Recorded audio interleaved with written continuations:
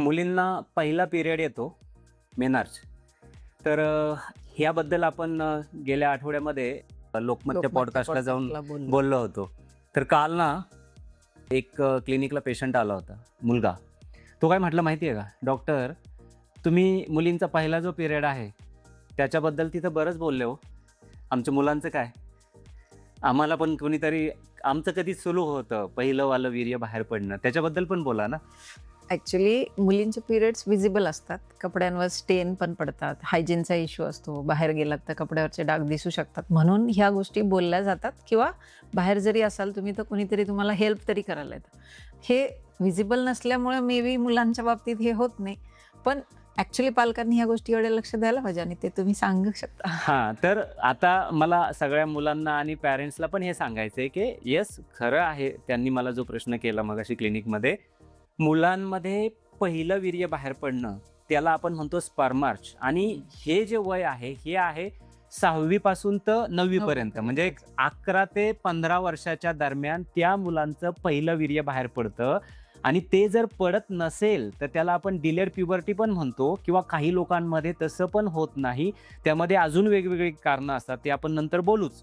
पण पहिलं जे काही आहे हे वयात येणं. प्युबर्टी स्टार्ट होते 9व्या वर्षी, पण वीर्य बाहेर पडायला सुरुवात होते 11व्या वर्षापासून तर 15व्या वर्षापर्यंत. मग त्या मुलांमध्ये काही बदल पण होतात, जसं ते पॅरेंट्सला पण माहिती पाहिजे आणि मुलांना पण माहिती पाहिजे. कारण ते जर माहिती असेल तर मग साहजिक आहे त्यांना कळेल ना की आपण वयात आलोय, जसं मुलींमध्ये पण दिसतं. हां, मुलींमध्ये ब्रेस्टचा साईज वाढतो, हिपचा आकार वाढतो, किंवा त्यांचं पेल्विस वाईड होतं, मुलगी अंगाने भरली आहे असं वाटायला लागते. तसं मुलांमध्ये पण अशी लक्षणं दिसतातच. हां, तर मुलांमध्ये काय ना, म्हणजे पहिलं तर काय लक्षण आहे की त्यांच्या गोटीचं जागेचा साईज वाढायला लागतो. त्याला आपण म्हणतो मेडिकल टर्ममध्ये टेस्टिक्युलर व्हॉल्यूम. हे 4 ml पेक्षा जास्त व्हायला पाहिजे. दुसरी गोष्ट की सेकंडरी सेक्शुअल कॅरेक्टर्स, म्हणजे काखेमध्ये केस येणं, दाढी मिशा येणं, त्यांचा आवाज बदलणं, इव्हन त्यांची त्या वयामध्ये काही महिन्यांमध्ये उंची इंचाने वाढते. इतके पण बदल होतात. आणि हे शारीरिक बदल होत असताना मानसिक पण बदल होत असतात ना. हो, म्हणजे अचानक असं वाटायला लागतं की आपला मुलगा एकदमच मोठा झालाय. पण असं जेव्हा जाणवायला लागतं ना, तेव्हा पालकांनी ह्या गोष्टीकडे पण लक्ष द्यायला पाहिजे की तुमच्या मुलाला आकर्षण वाटतंय का अपोजिट सेक्सबद्दल? कारण हे पण एक महत्वाचं लक्षण आहे त्या वयात. हां, तर हे मुलींबद्दलचं जे आकर्षण आहे, म्हणजे त्याला शायनेस असणं मान्य आहे, पण तो मुलींना टाळतोय का? किंवा तो मुलींकडे आकर्षित नाही होतंय का? तर मग ह्याच्यामध्ये जे काही मगाशी बोललो की काही आजार असतात, जसं की काल्मन सिंड्रोम आहे किंवा क्लाइनफेल्टर सिंड्रोम. तर क्लाइनफेल्टर हे काय आहे की ह्याच्यामध्ये जसं आपल्याकडं जे गुणसूत्र सांगितले ते 23 गुणसूत्रांच्या जोड्या म्हणजे 46 असतात. 23. त्याच्यामध्ये एक एक्स्ट्रा असतं, ते पण एक्स वालं.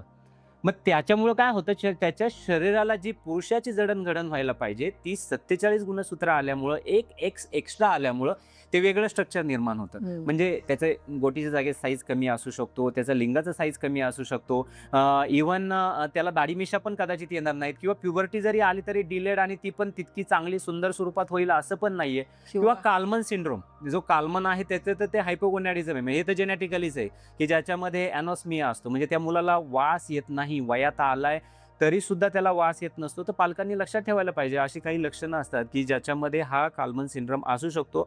आणि मग वेळीच डॉक्टरांना दाखवलं तर ॲटलिस्ट तुम्हाला कळेल की मुलामध्ये काय होतंय, आपण काय लक्ष द्यायला पाहिजे. बरोबर आहे ना? बरोबर आहे. आणि शिवाय ॲक्च्युली लोकल एक्झामिनेशनसाठी पण मुलांना तयार करणं, त्यांचे स्वतःचे जननेंद्रियाकडे त्यांचं लक्ष जायला पाहिजे. त्या गोष्टी त्यांनी आवर्जून बघायला पाहिजे. तुम्ही बघू नका, मुलगा लाजेल, पण तुम्ही मुलांना हे बघ, हे असायला पाहिजे, हे असं असतं आणि हे नॉर्मल आहे, हे सांगायला पाहिजे.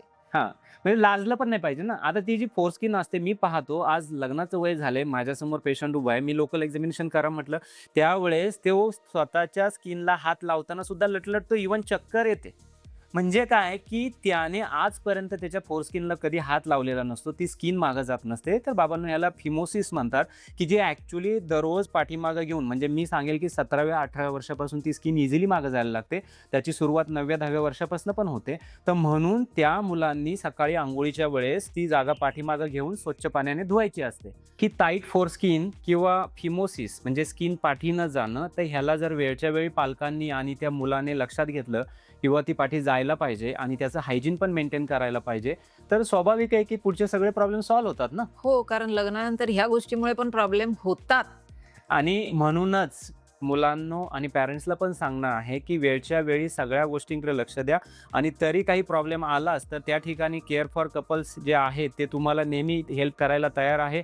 असा काही इश्यू असेल तर कॉमेंट सेक्शनमध्ये या ठिकाणी तुम्ही हेल्प म्हणून टाका. आम्ही तुम्हाला डेफिनेटली त्या ठिकाणी रिप्लाय देऊ. आणि अजून तुम्हाला आवर्जून येऊन भेटायचं असेल तर क्लिनिकला व्हिजिट करू शकता.